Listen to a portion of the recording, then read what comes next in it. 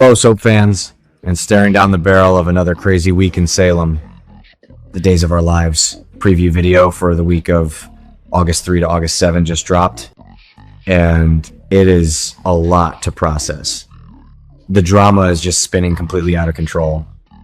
We are getting raw, unfiltered chaos, and it all starts with DiMera and his completely botched kidnapping plot. Because wow, just wow. EJ really thought he had it all figured out. He had this grand, ruthless plan to ship his sister Kristen off in a kidnapping transport unit to just get rid of her once and for all. Because she used Sophia to try and kill Johnny in that apartment fire. And EJ does not forgive anyone who messes with his kids. He was so smug about it, but things go horribly, horribly wrong. And here's how it falls apart. EJ and his trusty sidekick Rita Leslie go to check on the shipping container, expecting to find a trapped Kristen. But what do they find instead? Not Kristen. Nope. They find Lexi Carver waking up right near the container.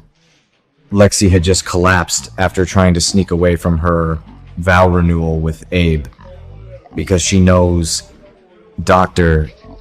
Rolf Versavic's cure is failing and she is dying again. And somehow she ends up right where Kristen was supposed to be. EJ realizes his hostage is gone. Poof. Vanished into thin air. And you just know EJ is going to absolutely lose his mind over this. He hates losing control. And Kristen just slipped right through his fingers. But where did Kristen go? She is on a mission, a desperate mission to see her daughter. Because even though Kristen is a total monster who hits teenagers over the head with rocks, she loves Rachel. She really does. But she can't just walk into the DiMera mansion looking like Kristen. She is a wanted woman right now. EJ would kill her on sight or lock her up again. So she does what any sane, manipulative DiMera would do. She puts on a disguise. And not just any disguise. She dresses up as Susan Banks. Yes, Susan Banks. The fake teeth, the glasses, the ridiculous voice. It is wild. And honestly, a little bit brilliant. Because nobody questions Susan. Stacy Hyduck playing Kristen playing Susan is just soap opera gold. So Kristen sneaks into the mansion, looking exactly like EJ's quirky mother. And she actually manages to get to Rachel. The preview video shows this whole sneaky, bizarre interaction. Susan has a message for the little girl, a really heartfelt message. And it is just so twisted when you think about it. Kristen is hiding behind the face of the woman who gave birth to EJ, just to tell her daughter that she loves her. It is sad.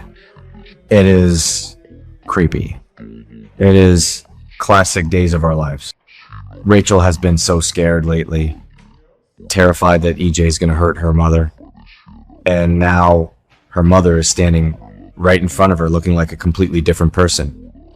It is going to mess that poor kid up even more. But Kristen doesn't care. She just needs to make contact. She needs Rachel to know she hasn't abandoned her.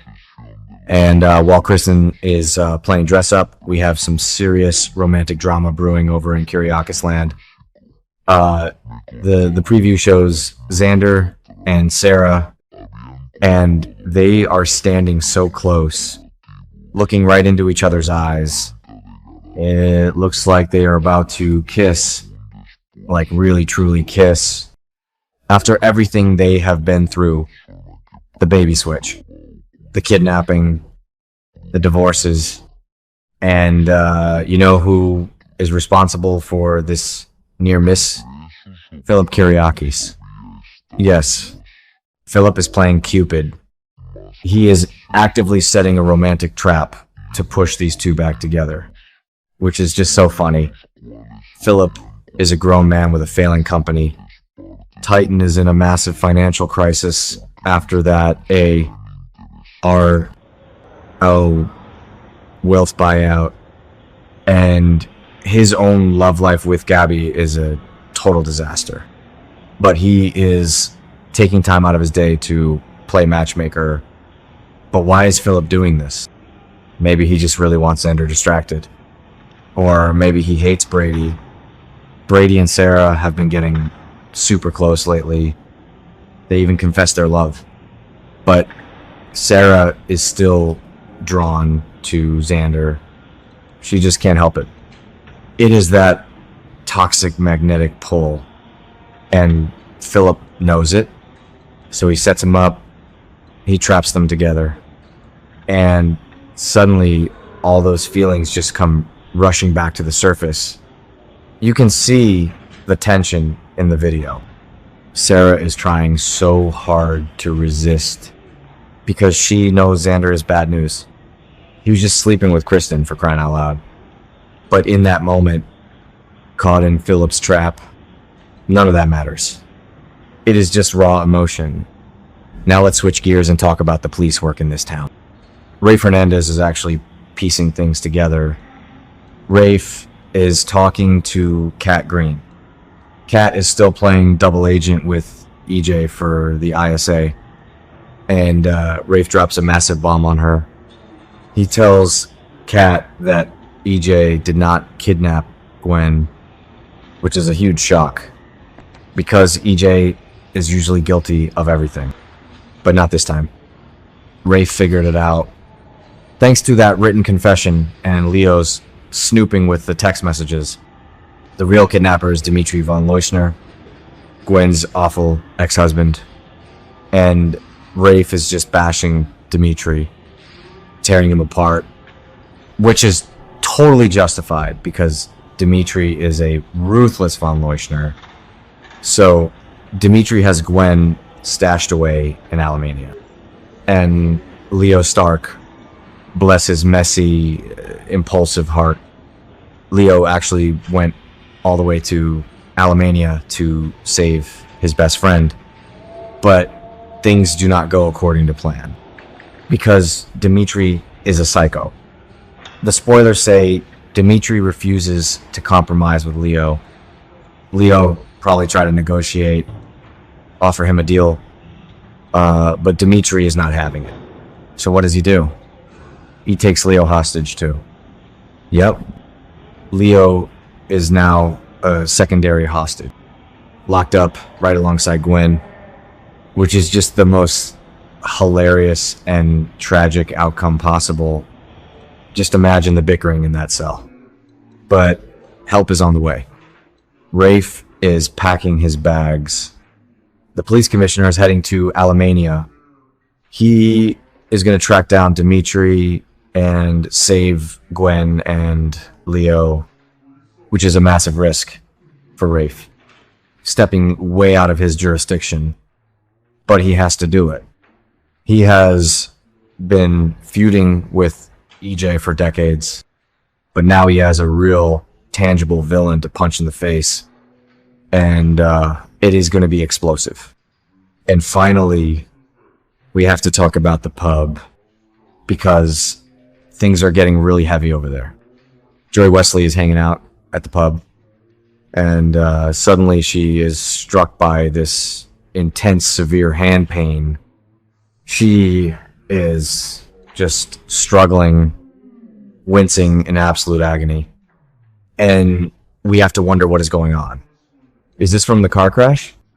Remember, she had that blown tire and crashed the car with baby Kelsey in the back? Maybe she messed up her hand and didn't realize how bad it was. Or maybe it is a brand new medical issue. So Joy is in pain, and who is right there to comfort her?